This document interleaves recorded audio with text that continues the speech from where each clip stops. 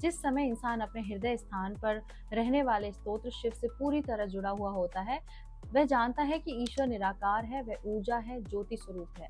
तो उसने उस निराकार का प्रथम स्वरूप शिवलिंग बनाया। धीरे धीरे इंसान का जुड़ाव मूल शिव से शरीर की ओर अधिक हो गया। तब उसके लिए निराकार शिव की पूजा थोड़ी कठिन हो गई।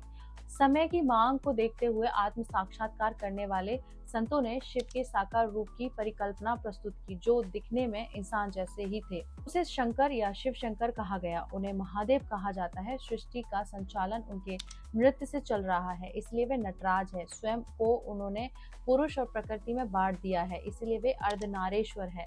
इंसान परिवार में रहता है, इसलिए उसने अपने ईश्वर की भी परिकल्पना की है। शिव शंकर के परिवार में उनकी पत्नी पार्वती, जो प्रकृति शक्ति माया लीला स्वरूपा है, उनके पुत्र गणेश जी और कार्तिक जी हैं। इनके अतिरिक्त उनके परिवार में नंदी जी बैल, गाय, सर्प, सिंह, माता की सवारी, मोर, ये सब बहुत उनका असीम करुणामयता या ये स्वरूप है कि वे सभी जीव आत्माओं को अपने परिवार का सदस्य मानते हैं। इस तरह से शिव शंकर की परिकल्पना का अर्थ है कि आदर्श परिवार की परिकल्पना है, जो जैसे शिव शक्ति के परिवार में भिन्न भिन्न स्वरूपों के सदस्यों भी प्रेम और सद्भावना से रह सकते हैं।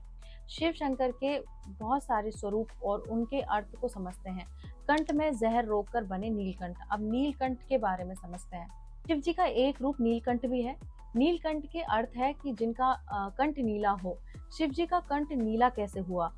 इसकी भी एक कथा है। जब देवता और दानव ने अमृत प्राप्ति के लिए समुद्र मंथन किया, तो उसमें से अमृत के अलावा और भी बहुत कुछ निकला, जैसे सिद्धियां, रत्न, कल्प वृक्ष, कौस्तुभ मणि, कामधेनु गाय, वारुणी देवी, परिजात, अप्सराएं, श्री, धनवंतरी, लक्ष्मी माँ, ऐरावत हाथी, पंचजन्य शंख, तो ऐसे कई सारी चीजें। साथ ही उसमें से जहर भी निकला। उस जहर का प्रभाव इतना अधिक तीव्र था कि कोई उसके पास भी नहीं जा सकता था, लेकिन पृथ्वी की सुरक्षा के लिए जहर को फैलने से रोकना भी जरूरी था।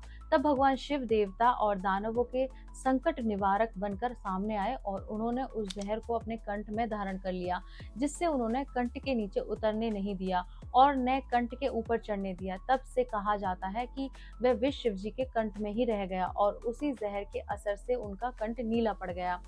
यह समझने वाली बात है कि जहर कौन सा है जिसे शिव जी कंठ में ही रखे हैं, न इसे ऊपर दिमाग में चढ़ने देते हैं, न नीचे हृदय की ओर जाने देते हैं। ये जहर है मैं का जहर, यानी सूक्ष्म अहंकार। यही माया का असली हथियार है, जिसके द्वारा वह पूरे संसार पर राज करती है, जिसके होने पर इंसान स्वयं को उस परम सत्ता शिव से अलग मानने लगता है। मैं अर्थात अहंकार, आत्मबोध एक अलग व्यक्ति समझने लगता है। फिर उसी मैं से क्रिया बनती है। वह अलग लिए मैं, मेरा, मुझे दूसरे से अलग है। असली सुख, शांति, आनंद, अमन वह है, और कोई संबंध महसूस लगता है तो झूठा। इसी झूठे अहंकार के असर से वह सब कुछ देख भी रहा है और सब जान भी रहा है, अनुभव से दूर रहता है। जब तक इंसान में ये मैं बना रहता है, वह अपने हृदय पर रहने वाले शिव स्तोत्र से जुड़ा नहीं रहता।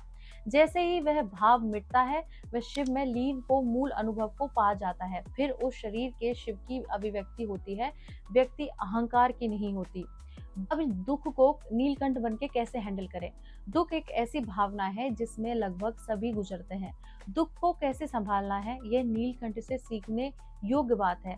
हम कभी दुख की पीड़ा में आंसू बहाते हैं, कभी क्रोध निकालते हैं, तो कभी अवसाद में चले जाते हैं।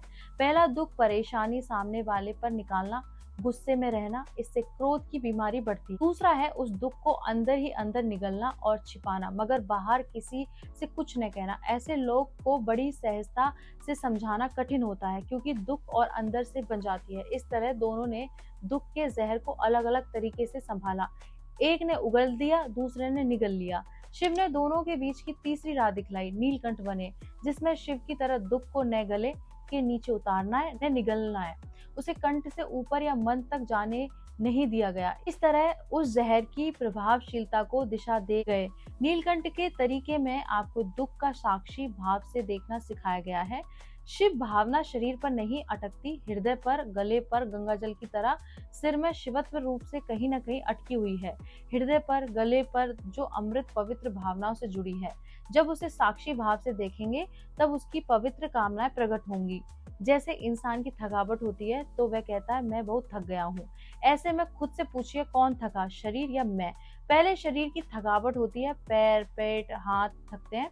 फिर सोचता है कहाँ कहाँ थका, कंठ तक आ गया, पेट थका हुआ है, पीठ थकी है, हाथ थके हुए हैं, आंखें या सिर्फ मन थका हुआ है, इसीलिए उसे लग रहा है शरीर भी थक गया है। निश्चित रूप से क्या हो रहा है यह साक्षी भाव से देखे।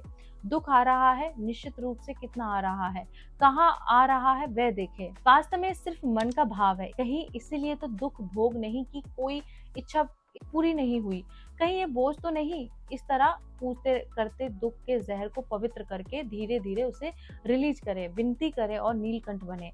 शांत मस्तिष्क का प्रतीक चंद्रभूष, शिव जी के मस्तक पर विराजमान चंद्रमा शीतलता और शांति का प्रतीक है। इसका अर्थ है हमारे जीवन में कितनी भी उतार चढ़ाव आए, चाहे कैसी भी घटनाओं का सामना करना, फिर भी हमारा दिमाग शांत होना चाहिए, हम में संभाव होना चाहिए। ऐसा ना हो कि परिस्थितियों से हम अपना आपा ही खो बैठे, क्रोध चिड़चिड़ाहट करने लगे। यही बात तब भी लागू होती है जब सब कुछ हमारे मन मुताबिक हो रहा, जीवन में भरपूर सफलताएं मिल रही हो, मन प्रसन्न बढ़ रहा हो, तब भी मस्तक चंद्रमा की तरह शीतल और शांत रहे। इस तरह से इस वीडियो को शेयर कीजिए और मेरे साथ बोलिए ओम नमः पार्वती पते हर हर महादेव शिव शंभो। राधे कृष्णा।